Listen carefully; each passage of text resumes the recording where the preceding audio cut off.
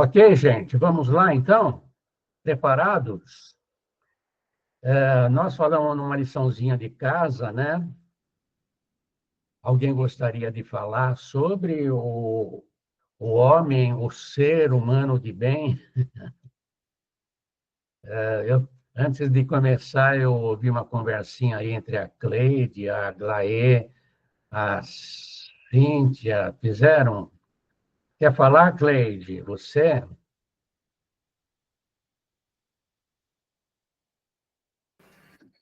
Olha, Edson, eu só posso falar o resumo. Pode? Não, viu, Cleide? Espera um pouquinho. É, Não é assim o conteúdo, eu entendi. tá? Eu gostaria que você fizesse assim um tipo de uma reflexão Ixi, sobre esses pontos do, tá bom? Pode falar. bom, caramba, Você Edson, sabe do que eu estou falando? eu sei o que você está falando, mas eu Não, não não, sei. todo mundo, todo o restante. Eu falei para ler sobre o homem de bem, que era o capítulo 17 do Evangelho segundo o Espiritismo, certo? Então, vamos lá, Cleide. Então, ele define assim o homem de bem não como alguém perfeito, né? Mas e sim como uma pessoa que esteja já com disposição de mudar, de melhorar, de crescer. Então, não é aquele ser já que, nossa, já está no céu, sabe? Mas uma pessoa que está disposta a tá se esforçando para melhorar. Esse aí é o ponto. Ok, continua. Não, acabou, chega. Mas eu vou pegar os temas aqui, eu vou ler um deles, vai? O verdadeiro homem de bem, eu falo homem aqui no sentido de ser humano, por favor, hein? Não sejam feministas aí. De bem é aquele que pratica a lei de justiça, de amor e caridade na sua maior pureza. Ele se interroga a sua consciência sobre os próprios atos. Pergunta se não violou essa lei. Então, a pergunta que nós temos que fazer para a cada um de nós, tá? É se a gente está nesse caminho. Porque a Cleide falou uma coisa importantíssima. Se vocês forem ler esse texto, vai falar assim, nossa, eu estou longe de ser esse cara. Não é, Aglaé? Estou longe, eu não pratico tudo isso daí. Eu estou assim, eu estou no começo. Mas esse curso aqui, eu estou querendo que ele seja visto de uma forma, assim, possível, não em tese. Ah, eu sei, o verdadeiro homem de bem é isso, isso, isso. E eu? Onde eu estou nisso? Tá? Então, eu poderia falar assim para vocês. Dê uma nota de 1 a 10, né? Na nossa, mas sejamos assim, bem legais com a gente mesmo, de como eu estou nisso daí. Nessa caminhada, eu estou participando disso, vou lá no outro. Tem fé no futuro e por isso coloca os bens espirituais acima dos bens temporais. Quais são os bens espirituais? São essas conquistas morais, né, que a gente está falando, tá? Que nós estamos nos melhorando. Nós achamos isso mais importante do que os bens passageiros, percebem?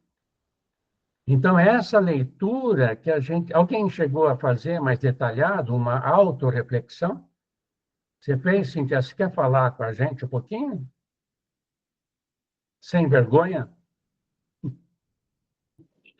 Então, eu não tenho vergonha, não. Bom, eu fiz, sim, umas anotações e de como aplicar no dia a dia, tá? E essas pequenas anotações eu coloquei os pequenos gestos, né? A autovigilância, perdão ativo, o desapego e a caridade. E a caridade. Caridade. Tá, tá bom. Mais alguém gostaria de fazer alguma observação a respeito desse texto, desse tema? Aglaé, por favor.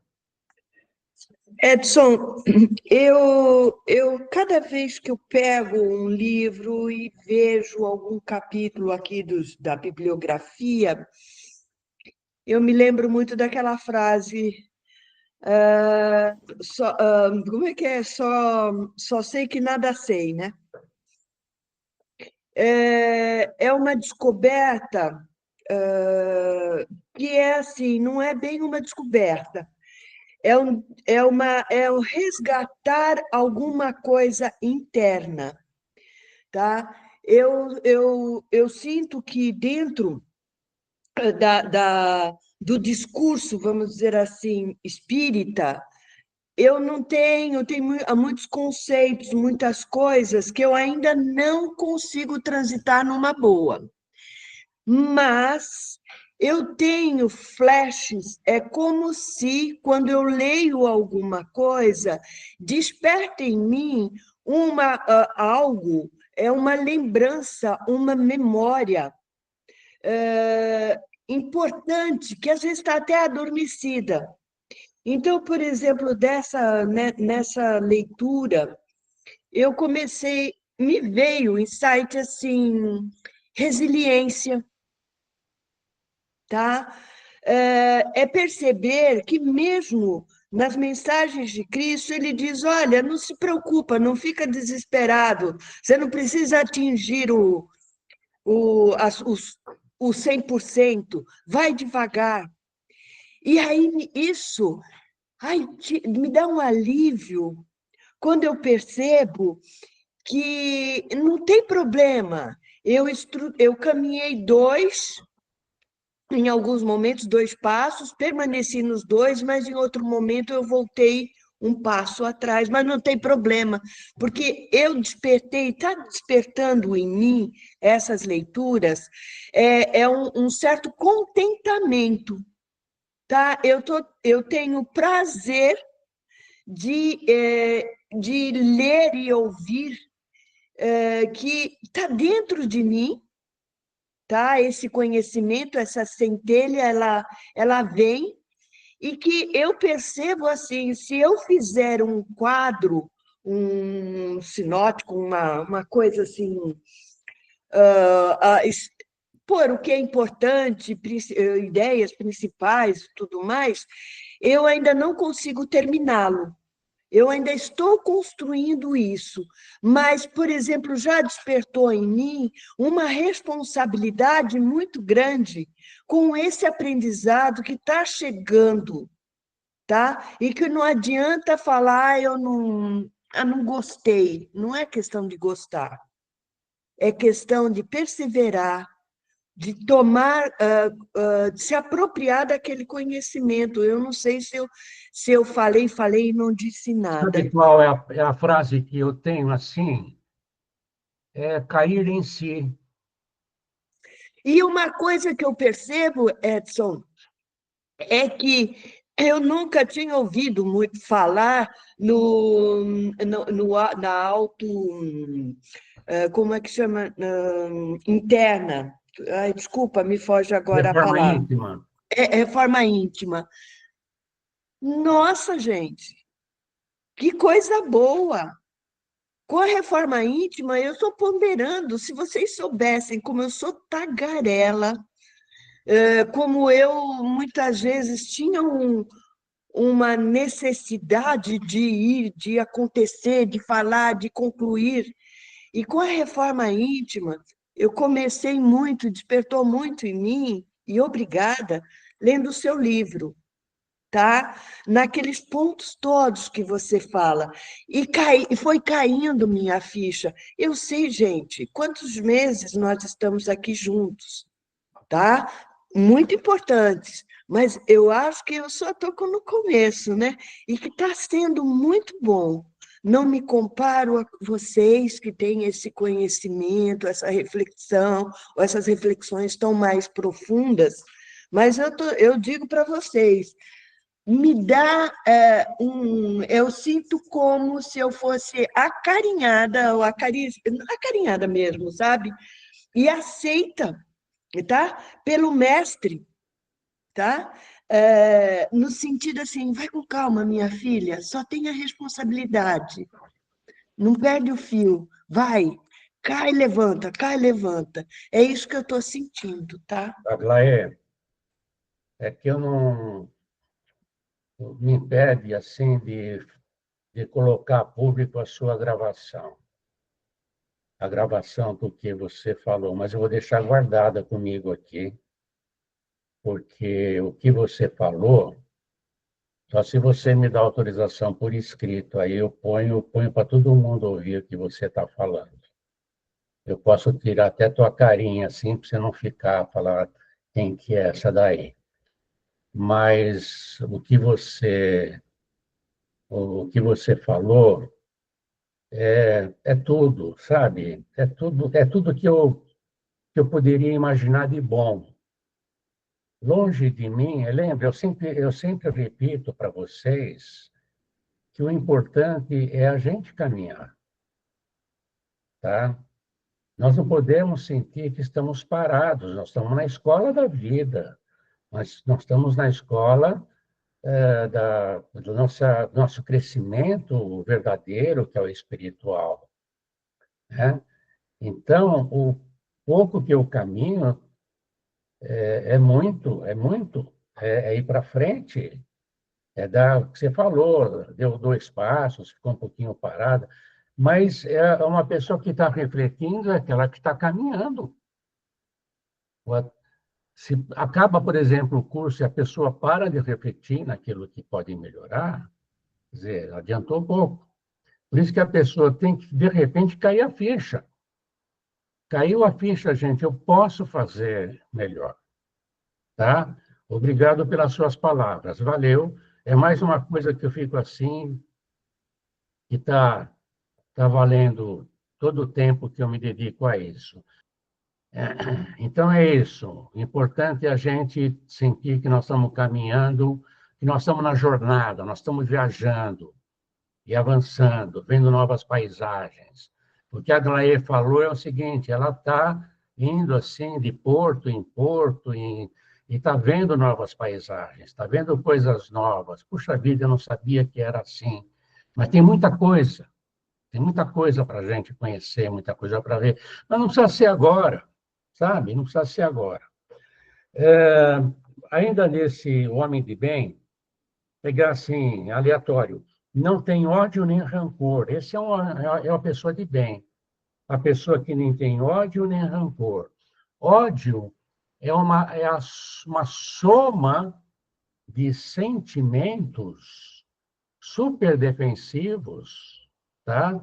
Que nós adquirimos esses sentimentos no nosso passado, né? O ódio, o rancor, tá? É próprio de pessoas que estão bem assim, bem ainda precisando melhorar bastante, que têm raiva, tá?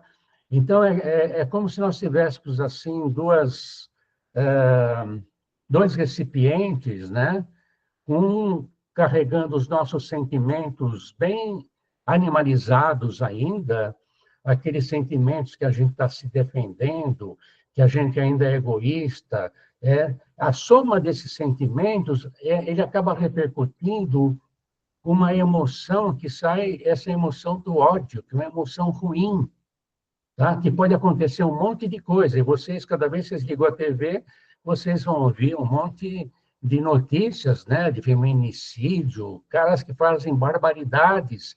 Isso tudo está acumulado ainda nessa cestinha que está dentro de nós, dentro do espírito. Nós carregamos isso do começo, tá? Nesse mundo que nós vivemos, e nós observamos essas notícias, quantas pessoas carregam essa cesta ainda cheia de coisa muito ruim, e não se resolve isso numa encarnação, sabe? Vai demorar, vai passar muito, tem que aprender muito. Com o tempo, com a consciência, com o livre-arbítrio, com o estudo, com o conhecimento, nós vamos carregando o outro lado, que são as virtudes. Aquilo que era 100%, você falou em porcentagem, aquilo que era 100%, por exemplo, de egoísmo no nosso passado, porque o egoísmo era importante para a minha subsistência, eu tinha que ser egoísta, eu tinha que lutar pela minha vida, para a minha sobrevivência. Aí chega num nível da humanidade que eu não posso mais agir dessa forma. Então, eu começo a ter um pouco do sentimento antagônico, né? É a perda daquele querer ganhar, tá? Essa é uma pessoa de bem, tá? Que divide, que pratica caridade, que é indulgente com o próximo. Se alguém não sabe o que é indulgente, procura indulgência. Depois, no dicionário, é a pessoa que é indulgente com as outras, que não fica ressaltando, sabe, os defeitos dos outros. Tudo isso vai saindo dessa cestinha aqui, tá? Para essa daqui. Então, essa é a transformação. E ninguém faz isso, ó, tá, eu vou viver plenamente com amor. Ninguém consegue, é impossível fazer isso. Então, a transição dos nossos sentimentos, que são sentimentos defensivos, para os sentimentos virtuosos, é lenta, exige prática, exige mão na massa, sabe? Exige trabalhar com o próximo. Cada vez que a gente vê quantas oportunidades nós temos de ajudar o próximo. Às vezes é o próximo mais próximo, é o filho, é o pai, é o Espírito Santo, não. Sabe, às vezes é aquela pessoa que vive ao nosso lado, mas muitas vezes é aquele que está nas comunidades, é aquele que está na rua, é aquele que só vê o mal e, de repente, ele, encontrando com a gente, ele percebe que existem pessoas melhores. Então, isso é gradual.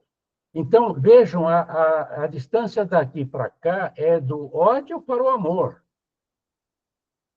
Mas é gradual, tá? Se o ódio é o resumo de toda essa maldade que ainda pode estar existindo em nós, o amor é toda a bondade, a caridade, o senso de justiça, de respeito, que está começando a existir em nós. Então, o homem de bem, eu vou refrasear um pouco do que está aqui.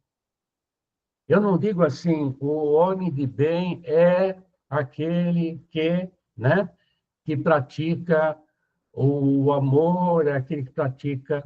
Eu diria assim, o homem de bem, a pessoa boa, é aquela que não parou e está se movimentando nessa direção. Às vezes, um corre mais do que o outro, depende quanto que caiu a ficha na pessoa. Tá? Tem pessoas que a ficha cai aos 15 anos, pela sua própria espiritualidade já desenvolvida. Outro vai cair com 40 anos, com 60 anos, com 70 anos, com 80 anos. Às vezes, no último dia, cai a ficha. Tá? Então, até o nosso último suspiro, nós podemos caminhar. Mesmo não podendo caminhar fisicamente, a gente pode caminhar. Tá? Com relação à indulgência, o homem de bem não se compraz, quer dizer, ele não tem prazer mais em procurar os defeitos dos outros. E tem muitas pessoas que têm olhos para ver os defeitos dos outros. É aquela lição que você vê um cisco no olho do outro e não vê aquela trave nos seus olhos. Tá? Então, ser indulgente, você não tem mais prazer em ver e ficar mostrando o defeito que os outros têm. Tá? O homem de bem é aquele que estuda as suas próprias imperfeições e trabalha sem cessar em combatê-las. E quando eu falo em imperfeições, isso é temporal, quer dizer, é função do tempo. O que para uma pessoa era um tipo de imperfeição há 40 anos atrás, hoje, depois de todo um trabalho, ela vê outra imperfeição. Por quê? Porque à medida que a gente vai se melhorando, você está subindo uma montanha. E subindo a montanha, você passa a ver uma paisagem diferente. Sabe? Mais ampla. Então, você acaba tendo uma visão melhor da vida. Tá? Então, veja, esse homem de bem não é só uma lição para este momento. Mas eu fiz questão de colocá-la nessa aula para a gente entender aquilo que a Aglaé entendeu. Porque senão alguém pode falar assim, ah, não, isso não é para mim, não, eu estou longe dessa perfeição. Aí o cara desiste. Quer dizer, tem pessoas que querem realmente achar um motivo para desistir do esforço. Tá? E eu, como eu já dirigi diversas turmas, é muito fácil. Começam 100 alunos numa turma e terminam 20, gente. Quando terminam 20, isso nos centros muito grandes, né? A minha turma, quando eu fiz essa escola, né, de Espiritismo, ela começou com 100 alunos. Terminaram o curso em 20. Depois se contavam nos dedos aqueles que se mantiveram firmes num propósito. Tá? Então, o que eu estou dizendo para vocês é isso, gente. Esses conceitos que nós estamos falando não devem dar medo para a gente ou falar assim, ah, não, isso eu vou deixar para outra encarnação, é nosso livre-arbítrio. Mas cada passo, cada 2 passos que você falou, André, é fundamental para o nosso crescimento. Então, ninguém vai se transformar em anjo, em espírito iluminado, sabe? Numa encarnação. Mas quando a gente conhece o caminho, você não sai mais do caminho. Tá? Então, todo momento você vai estar aquele... É o seu livre-arbítrio. E eu vou dizer mais uma coisa sobre o livre-arbítrio. Quanto mais a gente evolui, maior é a nossa responsabilidade de decisão. Porque quando a gente não tem muito conhecimento, o nosso guia espiritual vem e assopra para a gente. Porque a gente precisa, igual a mãe que cuida da criança, do seu filho. Mas quanto mais nós evoluímos, menos eles interferem. Porque nós já temos condições de tomar decisão. Então, é uma baita de uma responsabilidade que a gente tem. Ok? Nossa, eu acho que eu vou ter que continuar esse papo na semana que vem. Mas tudo bem, eu fiz um resuminho assim. Primeiro, essa reflexão sobre a nossa origem, e eu já coloquei, assim, com outras palavras, lembro da aula da mônada, né? Simples, ignorante, mas tinha um potencial divino. Essa mônada, ela foi evoluindo, evoluindo, passou pelo reino animal, conquistou o instinto, sabe? Que é fantástico. E depois, no reino dos homens, nós começamos a nos exercitarmos no reino dos homens. Foram outras experiências. Aquilo que era bom para os animais, para os homens já não era tão bom. Então, nós começamos a usar, né, a nossa razão, o nosso conhecimento. Puxa vida, eu não posso mais comer, eu não posso mais colocar no caldeirão o meu semelhante, né? No tempo que a gente se alimentava dos próprios semelhantes, né? Então, nós aprendemos muito, né? Então, nós começamos a mudar. Nossa, eu não... Por que eu vou brigar no trânsito? Por que eu vou sair? Como eu imaginava quando eu comecei a dirigir, eu me defendia com um pedaço de pau, de ferro no meu carrinho, porque achava que um dia alguém ia querer bater em mim, porque eu bati no carro dele e eu não podia pagar, e não sei o quê. Eu andava naquela época assim, me defendendo do mundo. Ah, olha, veja, nessa encarnação, gente, tá? O Espiritismo fez com que eu mudasse muito dessa minha. Nós vamos ter uma aula aqui, que eu falo sobre evolução, dia 16 de setembro, evolução do homem animal ao homem espiritual, e vou falar um pouco da vida plena, tá? Então, nós estamos evoluindo.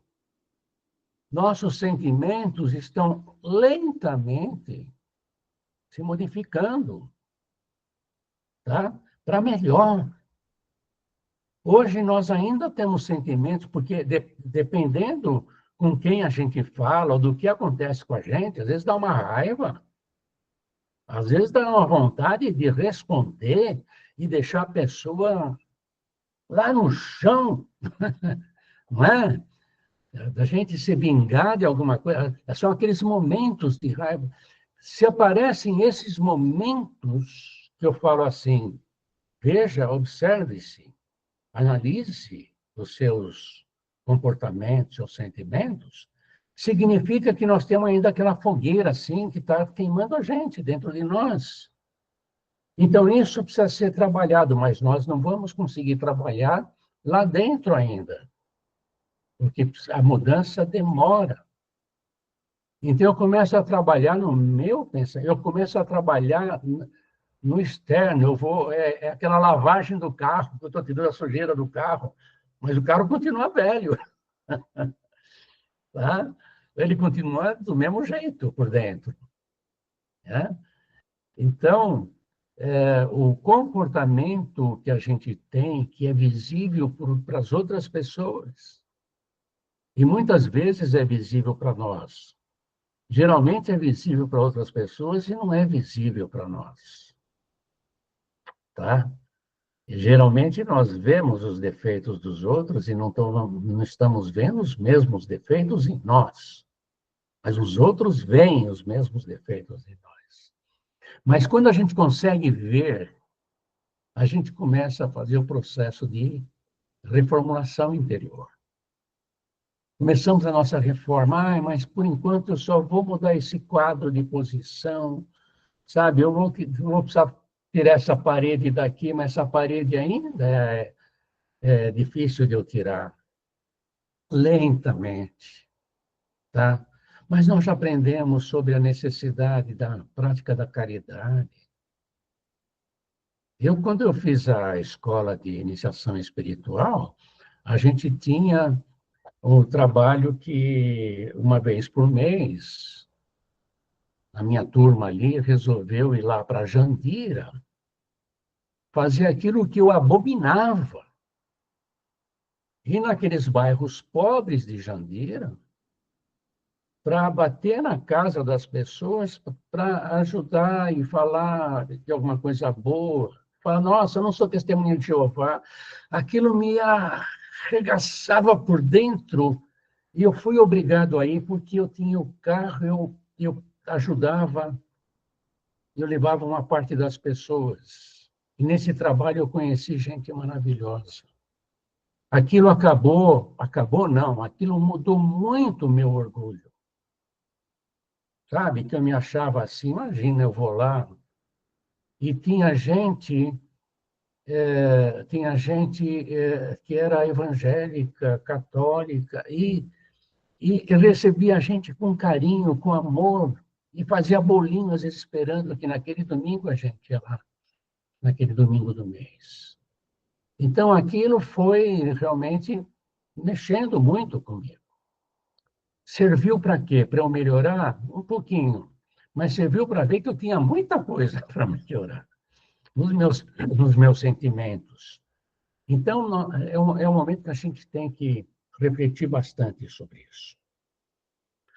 A lei do amor, se eu for sumarizar para vocês, e saindo de detalhamentos que eu preparei para falar, a lei do amor é o seguinte: ninguém escapará dela,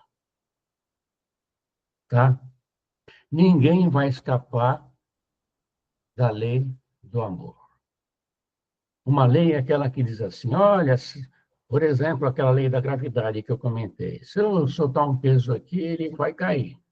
É uma lei. Por quê? Foi baseado na prática, depois na teoria, sabe? Então, essa é a lei divina principal, que é a somatória de todas as outras leis. Não existe uma lei de amor se não houvesse uma lei de justiça. A lei de justiça, por exemplo, diz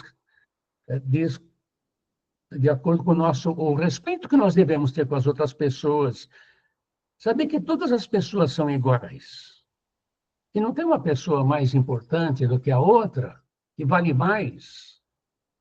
Então, eu devo procurar tratar todas as pessoas do mesmo jeito. Eu trato todas as pessoas do mesmo jeito. Eu não tenho preconceito ainda de algumas coisas. Será que eu não tenho, assim, será que eu consigo abraçar todo mundo? Então, cada um de nós, honestamente, precisa pensar um pouquinho e falar, pô, tem coisa que eu posso fazer? Vamos fazer. No começo, era como as minhas visitas lá eh, nas casas aí para falar de Jesus. Falei, meu Deus do céu, eu nunca fui um cara religioso. Onde que eu fui meter? Onde eu fui me enfiar? Sabe? E aquilo começou a mudar. Começou a mudar. Então, a lei do amor é a somatória. Eu tenho que respeitar o próximo. Não, se eu tenho preconceito com alguém, trabalhe esse preconceito. Faça uma reflexão. Qual é o seu preconceito? Com, com quem? Com o quê? Com raça? Com sexo? Tá? Então, são muitas frentes de trabalho que a gente vai, aos poucos. Tá? A lei do amor fala justamente isso. Não tem saída. A lei do amor é aquela que vai fazer com que a gente comece a subir nessa escala divina, que vai, às vezes, aos trancos e barrancos, às vezes numa determinada família, depois de uma outra, mas não tem jeito, nós não escapamos dela. Mesmo aquele pior espírito que vocês possam ter ouvido falar, ele está nessa escala. Às vezes ele parou um pouquinho, está sofrendo. Tá?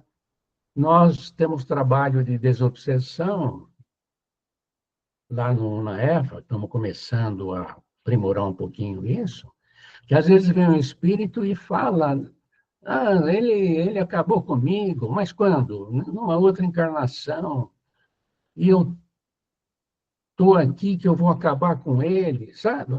Tem gente que sofre o assédio de espíritos que tem raiva da gente de outras encarnações.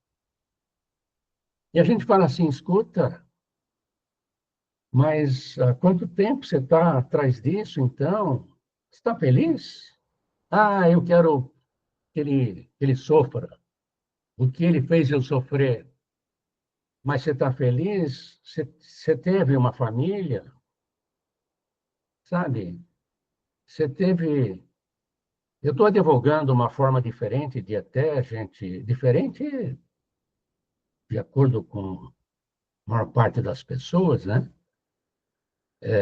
Da gente falar com os espíritos, falar naturalmente, e não gosto daquele assim, vou vestir meu casaco de anjo, perdoa ele, sabe? Perdoa, meu irmão. Como que vai perdoar se ele está há 100 anos querendo matar o outro? E, de repente, eu vou falar para ele perdoar? A lei do amor não é assim. Eu não vou ser amoroso de uma hora para outra, como esses espíritos que são levados ali para eles conversarem conosco, por que que eles estão fazendo esse mal?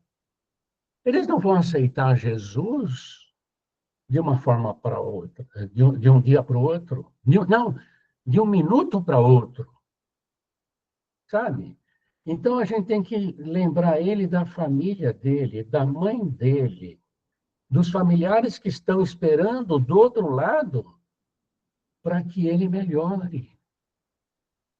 Vários casos aconteceram aí, eu conversando com um espírito que estava atrapalhando, que falava assim: olha para o lado e veja quem está aí. Seus pais estão te esperando. E você está encerrado nesse trabalho cego de ódio. Tá? Então, é ilusão achar que a gente vai modificar as pessoas. Eu falo de desencarnados e de encarnados. De uma hora para outra. Então, nós temos que aceitar, inclusive esse irmãozinho, isso que eu estou falando para vocês.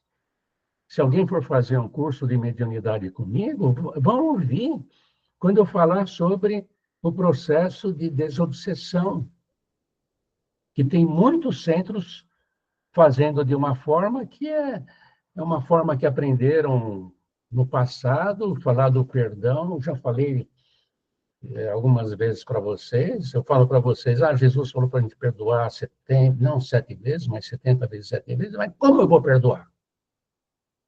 Não é fácil perdoar. Para perdoar, eu tenho que compreender algumas coisas. Aí eu compreendo que o cara, na hora que te ofendeu, estava doente, estava passando por um problema danado, e o Espiritismo nos ensina que isso é possível. Então, eu passo a aceitar a pessoa melhor. Quantos de nós não temos algum tipo de problema com parentes próximos, que às vezes não tem o diálogo, sabe? E a gente não aceita que determinadas pessoas têm um comportamento diferente. A gente não... Poxa, como é que essa pessoa pode ser assim? E quando é com filho, então, pior. Sabe? Então, é importante para a gente e para os outros que a gente aceite os outros. Isso faz parte da lei do amor. O respeito. Né? Querer mudar os outros, não. A gente vai mudar os outros quando a gente está falando de forma mais calma. Quando a gente está olhando com um olhar benevolente. Quando nós estamos usando o nosso tempo para alguma coisa realmente que é boa, é produtiva, estou fazendo bem. Essa é uma reflexão que a gente deve ter sempre, em qualquer momento da nossa vida. Não estou falando que isso deva ser alguma coisa de obsessão. Eu sou partidário do equilíbrio, sabe? Família, né? Em primeiro lugar. Tá? Eu tenho que... Às vezes a pessoa fala assim, Edson, eu não vou poder estar aí porque eu vou para o Japão, fazer um passeio com a família. Lógico. Imagina se eu posso criticar isso. Ninguém pode exigir nada, sabe? Então, o equilíbrio, a pessoa tem que ter o equilíbrio. Mas nós não podemos esquecer do bem e da caridade, assim, pessoal que nós podemos fazer. Percebe?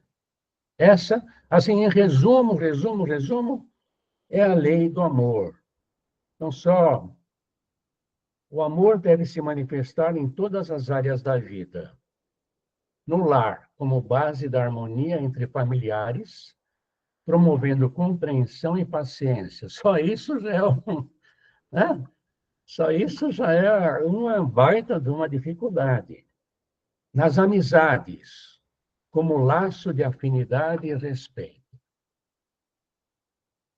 Na sociedade, como princípio de solidariedade e empatia. E na espiritualidade, como conexão com Deus e com os ensinamentos que hoje nós temos, morais, né? Que Jesus e o Espiritismo nos passam.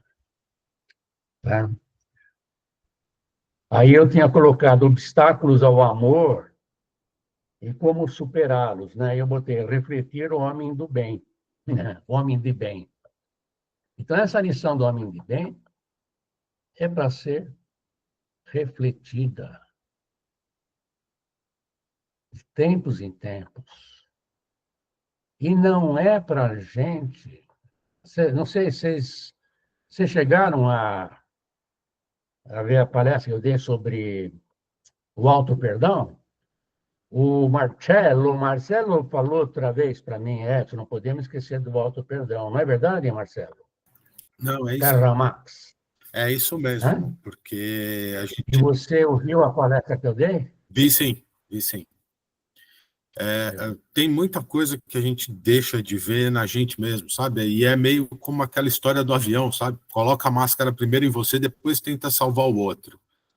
Porque não adianta, se a gente não está conseguindo se sustentar, levar, começar a aprender, começar a crescer, querer fazer pelo outro, tá lá na frente sem olhar para si, sem olhar a escuridão que tem dentro da gente, para poder burilar isso, poder mexer com ela, ver os pontos que a gente precisa fazer. Então, a gente precisa se perdoar pelo que fez por ignorância e procurar mudar. Legal. Boas palavras, viu, Marcelo?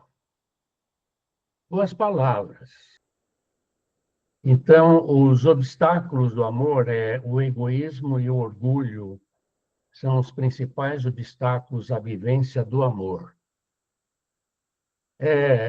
Aqui falta o egocentrismo, que é filhote do orgulho, né? Do egoísmo.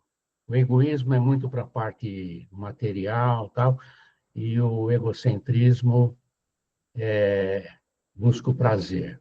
O egoísta, ele busca o bem para ele, assim, e o egocêntrico busca o prazer para ele. Tá? Assim, tentando resumir em duas palavrinhas aí. Então, eles são obstáculos à vivência do amor.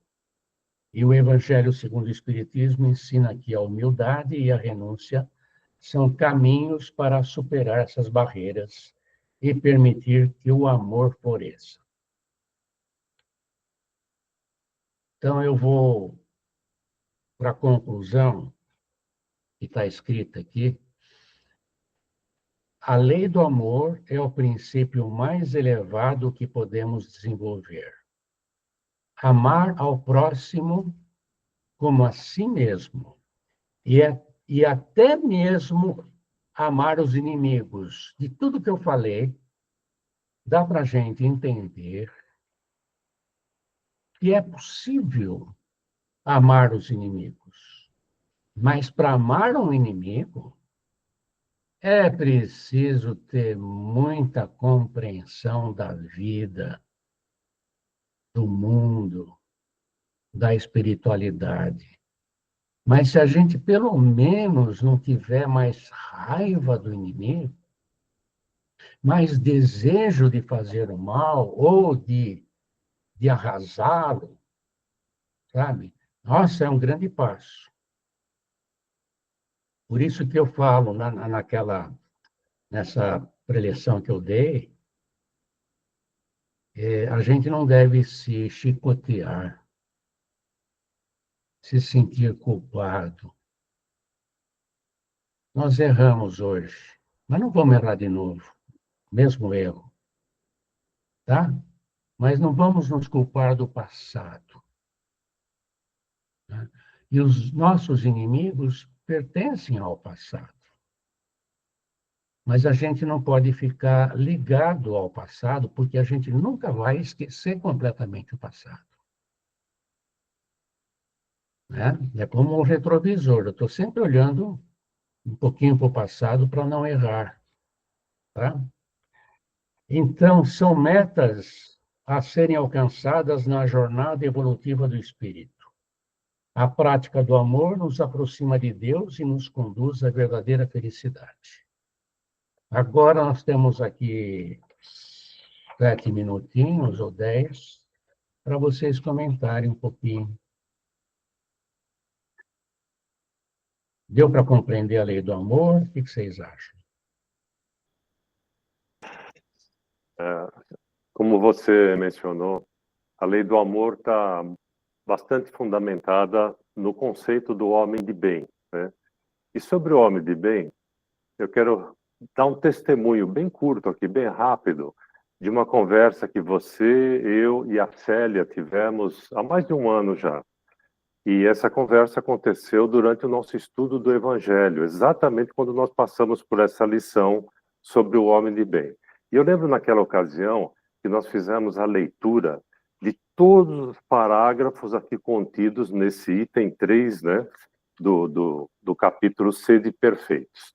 E quando nós lemos tudo isso, chegamos até o item 4, onde já começa o conceito dos bons espíritas, um olhou para o outro e falou, meu Deus, o que nós fazemos agora, né? Com esses parágrafos todos aqui que eu tenho que cumprir, que eu tenho que entender, que eu tenho que, de alguma forma, fazer acontecer, eu não sei por onde começar. E aí nós começamos do começo, nós relemos tudo, mais uma vez, ponto a ponto, parágrafo a parágrafo, nós falamos, poxa vida, eu não estou tão longe assim, né?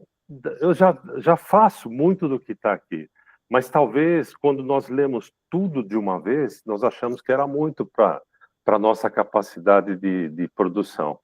E nós vimos que é possível sim, né? Como a Aglaé comentou muito bem também, nós fazemos as coisas pouco a pouco, mas nós conseguimos fazer. E graças ao estudo que todos nós fizemos, a esse esforço, esse empenho que nós temos em dar os nossos passos cada vez mais para frente, a gente compreende que dá para fazer, dá para fazer. Não precisa se desesperar, né? Achar que, nossa, é muita coisa para mim. Não é, dá para fazer, um pouquinho por vez dá para fazer, sim.